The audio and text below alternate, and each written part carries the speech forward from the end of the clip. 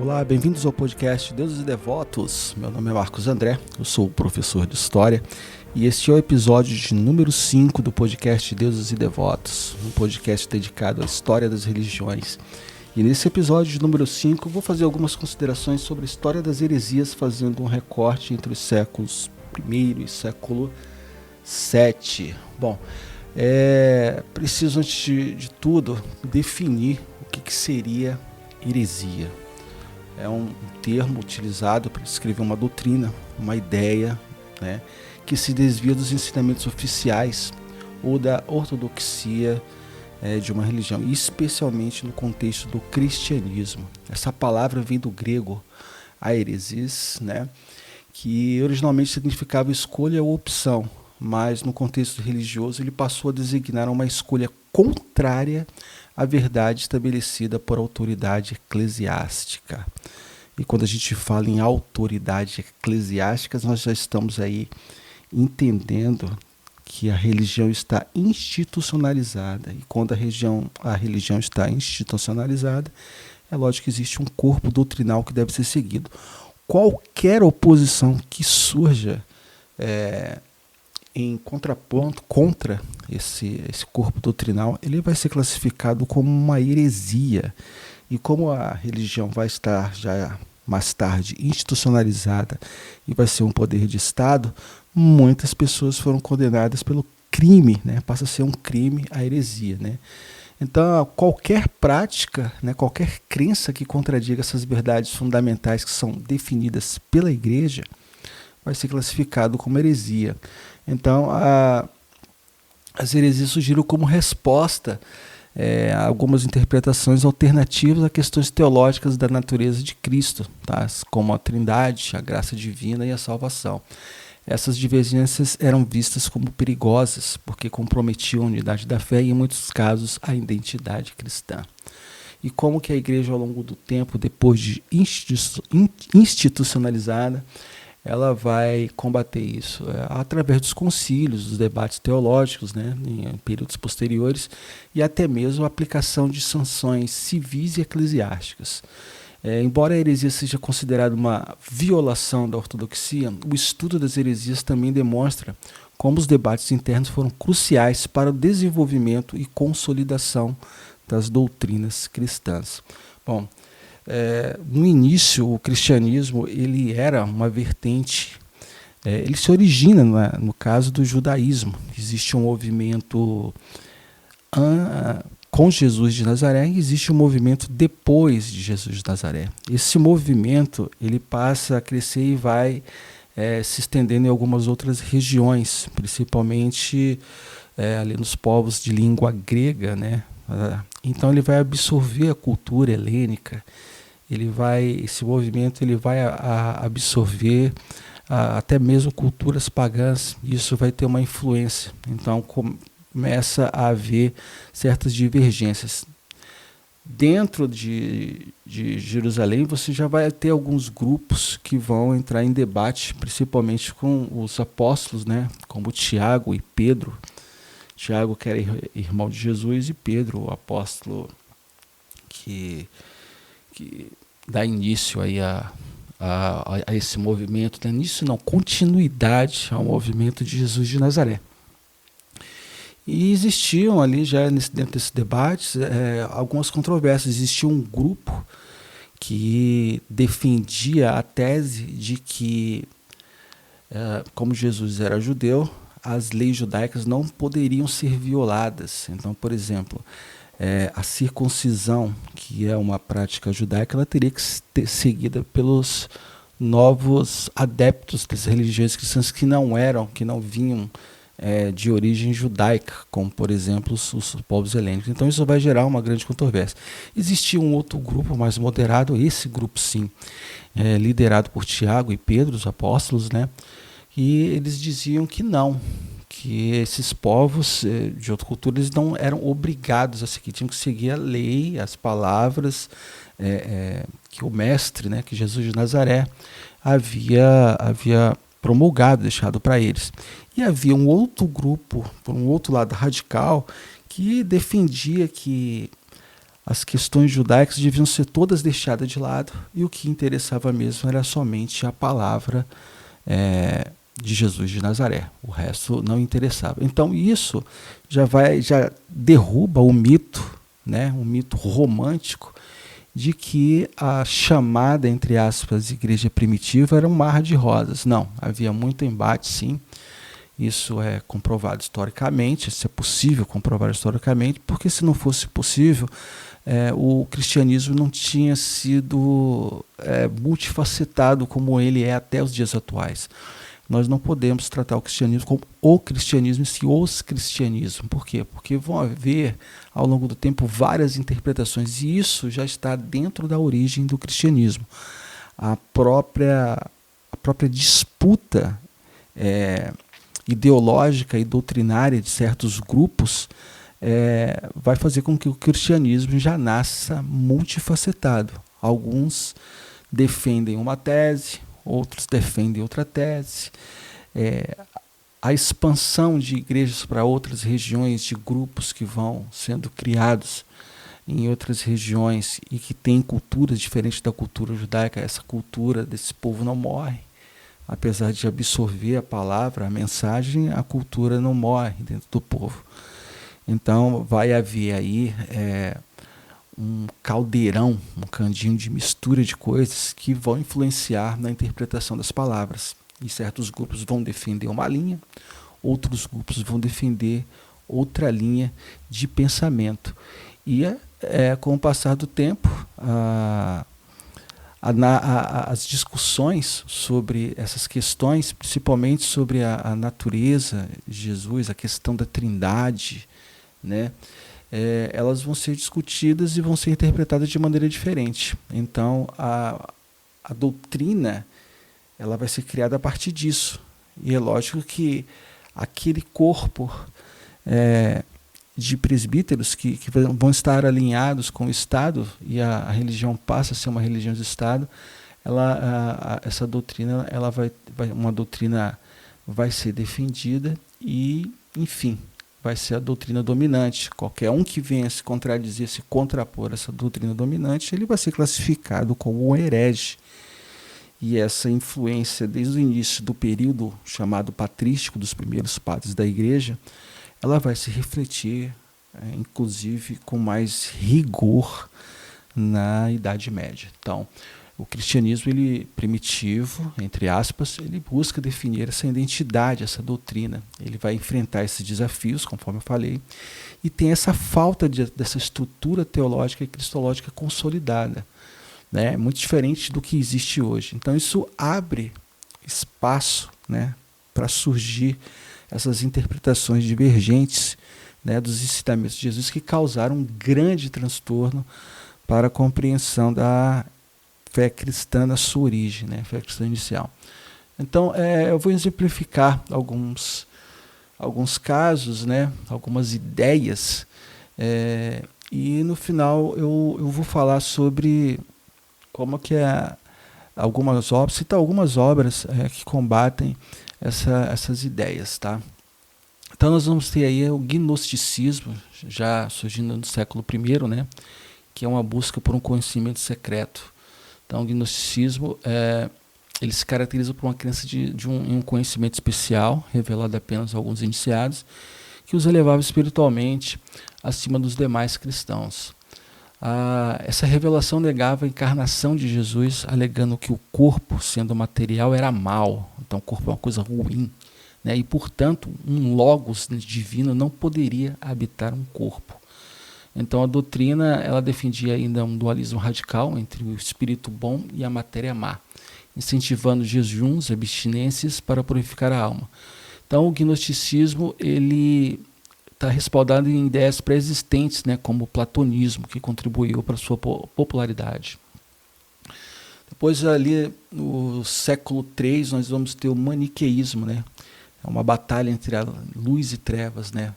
É fundado, né, como eu falei, no século III por Mani, e era uma amálgama de elementos cristãos, gnósticos e religiões orientais, né? Ou seja, como eu falei, como o cristianismo vai se expandindo, ele vai ter influência cultural dessa própria região no qual essas comunidades cristãs vão surgindo. Então a principal característica desse maniqueísmo é o dualismo cósmico, uma luta constante entre o bem e o mal. Esse conceito é originário da religião persa, né, do zoroastrismo, né. Essa heresia influenciou mesmo figuras importantes como Santo Agostinho, que foi maniqueísta por 11 anos antes de sua conversão. Nós temos o marcionismo, né, é uma rejeição do Antigo Testamento e cânon próprio. No século II depois de Cristo, século II da Era Comum, Marcião causou grande controvérsia ao rejeitar o Antigo Testamento. Ele dizia que o Deus retratado, né, no Antigo Testamento era um Deus cruel, inferior, que não tinha nada a ver com o Deus defendido por Jesus, né, que Jesus já defendia um Deus de amor, né? Então, o Deus do Novo Testamento, ele é diferente do Deus. Então, o marcionismo, ele vai ter a ideia de uma ruptura com o Antigo Testamento, né? Foi considerado herético, né? Segundo alguns historiadores, pode ter impulsionado a igreja a definir o seu próprio cânon. Então, essa ideia de Marcião, ele vai incentivar com que a igreja defina quais são os livros que vão entrar no cânon do Novo Testamento, né? Não vai haver, lógico, institucionalmente uma ruptura com o Antigo Testamento, mas o marcionismo pregava justamente isso, uma rejeição completa ao Antigo Testamento. Nós vamos ter o montanismo no século II da Era Comum, né? São novas profecias e rigor moral. Montano, um profeta da Frígia, ele alegava que os apóstolos haviam distorcido a mensagem de Jesus e que ele era um novo Paráclito, o Espírito Santo prometido. O montanismo defendia um rigorismo moral extremo, com ênfase no celibato e abstinência sexual. O movimento também dava grande importância aos dons espirituais, profecias, e teve seguidores como Tertuliano. Sim, um importante teólogo cristão, ele teve aí uma influência grande no montanismo, né? Ainda no século II, nós vamos ter o monarquianismo, né, que é uma tentativa de compreender a natureza de Jesus, né? Buscava defender a unidade de Deus, monarquia, frente à crescente doutrina da Trindade. O monarquianismo ele se dividia em duas correntes: o monarquianismo dinâmico, chamado de adocionismo.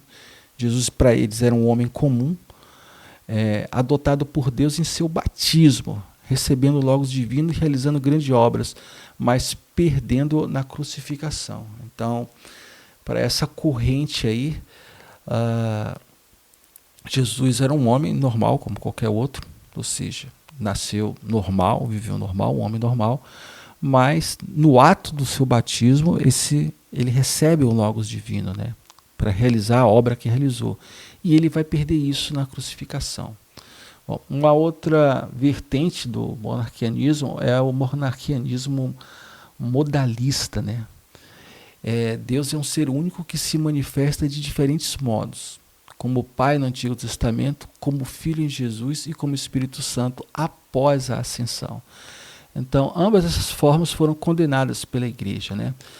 Nós vamos ter uma resposta da igreja a essas heresias, né? Lógico que a igreja desse período já institucionalizada, ela vai reagir de forma, né? Então ela vão ter as regras de fé, que são criação de credos, né? Como o credo apostólico, que sintetizava os pontos essenciais da fé cristã. A sucessão apostólica, ênfase na ordenação de bispos por outros bispos que remontam aos apóstolos, né?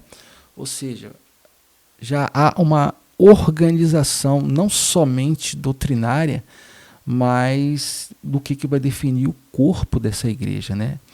O cânon do Novo Testamento, né? Então a definição dos livros que compõem a Escritura Sagrada vai estabelecer um conjunto de texto autoritativo da fé cristã. Essas medidas elas vão ser cruciais para a doutrina aí da fé cristã.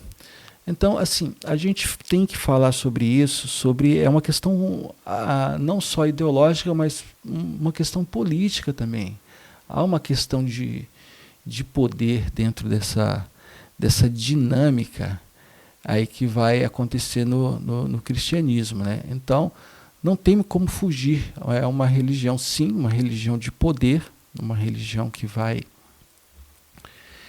vai se institucionalizar, e isso vai se refletir aí no seu corpo doutrinário, né?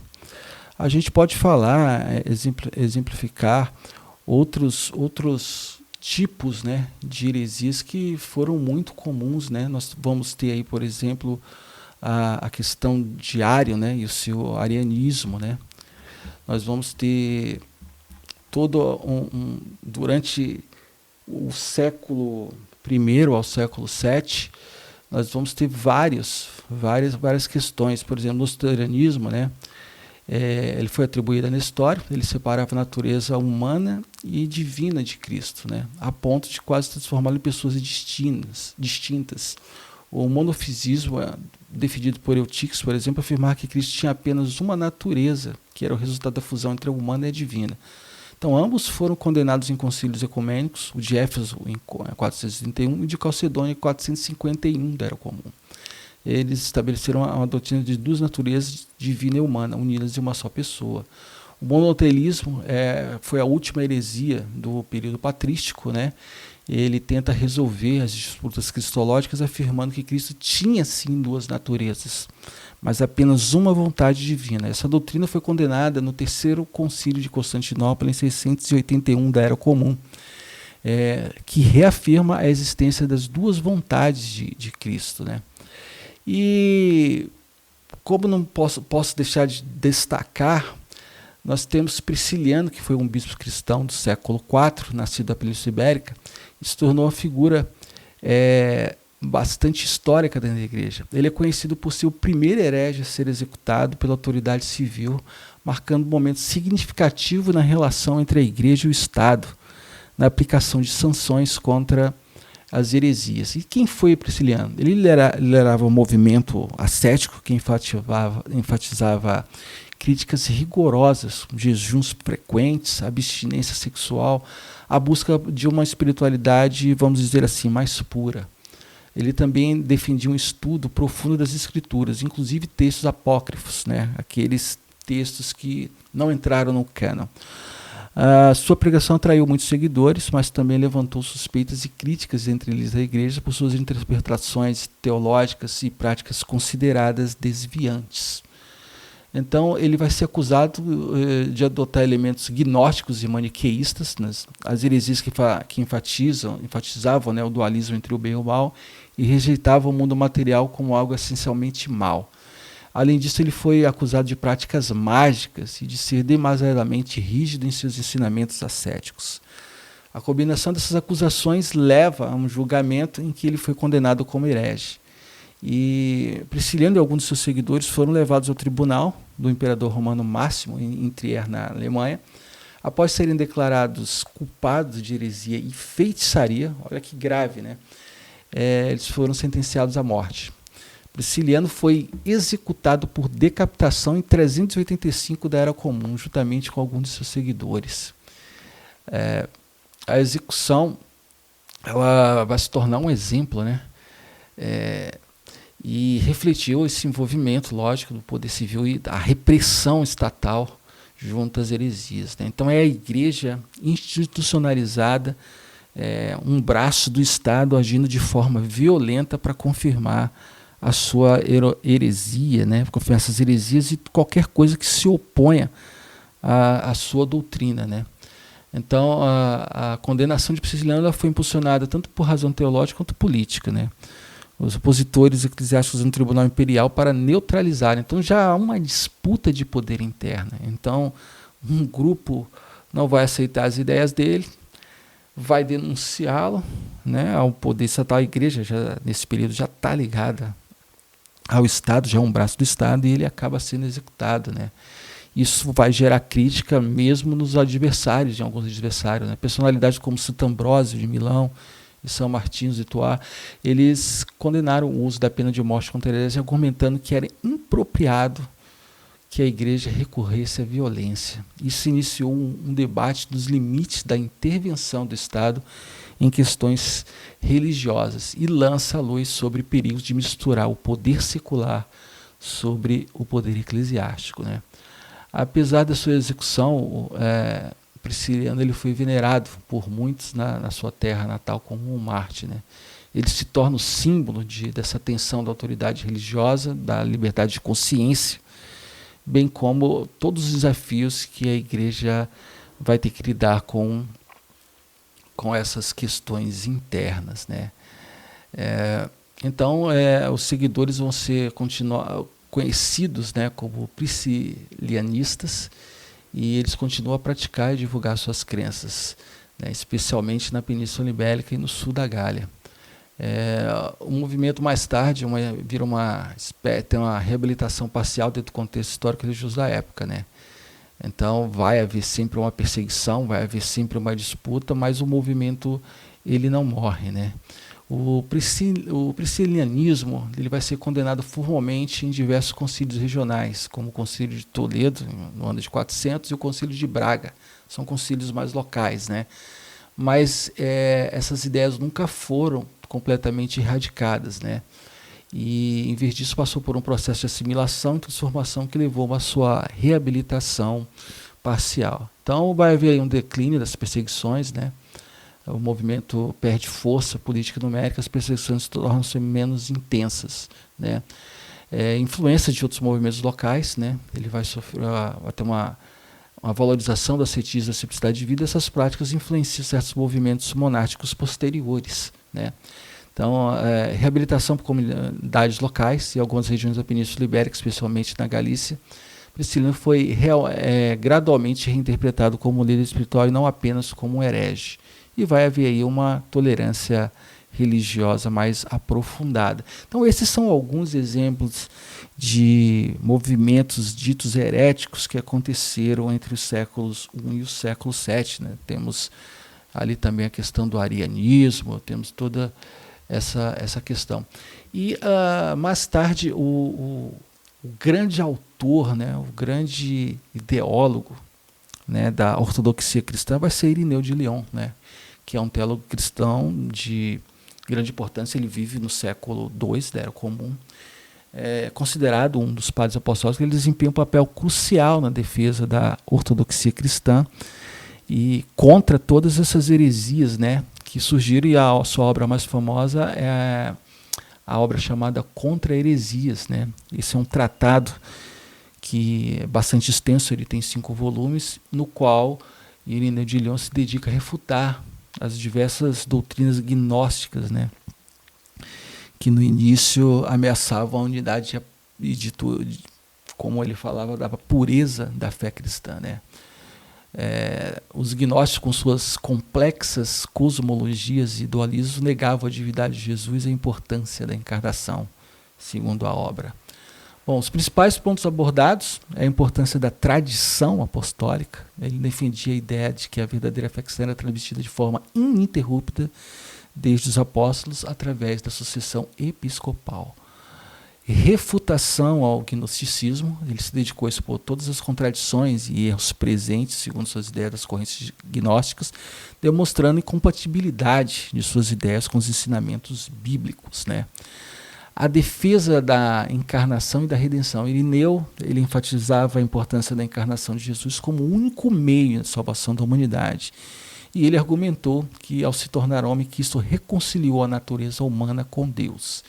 E a unidade da igreja, né? Ele defendia a unidade como expressão visível do corpo de Cristo. Ele afirmou que todas as igrejas locais estavam unidas pela fé comum e pela sucessão apostólica. A obra de Irineu de Lyon continua sendo relevante até os nossos dias, né? É uma defesa sólida, uma defesa grande sobre a ortodoxia. Então, ele foi um dos primeiros teólogos a sistematizar a fé cristã e a defender a ortodoxia contra as heresias, né? Bom, então, desde o início, o gnosticismo e sua oposição ao cristianismo, né?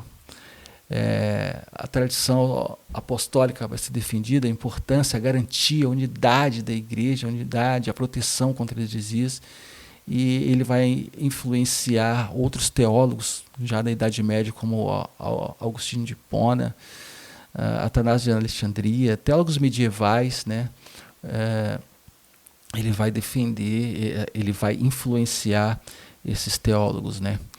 E então Irineu de Leão foi um dos primeiros teólogos ele sistematiza a fé e vai defender essa unidade da igreja. Bom, eu tenho um livro para indicar que eu usei como fonte, que é o livro do professor Roque Franghiotti, que é um teólogo, chamado História das Heresias, do século I ao século VII, que eu usei como fonte. É lógico que você pode, se quiser se aprofundar sobre o assunto, com certeza, e gostar do assunto, você pode aí usar o livro Contra Heresias, de Irineu de Leão, que é uma defesa grande, né, uma defesa apaixonada sobre a questão das heresias que surgiram dentro do cristianismo, né? Então essas heresias, ditas heresias, elas vão incentivar que surja o corpo doutrinário, o debate, né? É justamente o debate, do debate que vai surgir uma síntese de ideias e que vai formar o ideal cristão que institucionalizado que existe até hoje. Espero que tenham gostado desse episódio número 5 e obrigado mais uma vez por o download. Até o próximo episódio.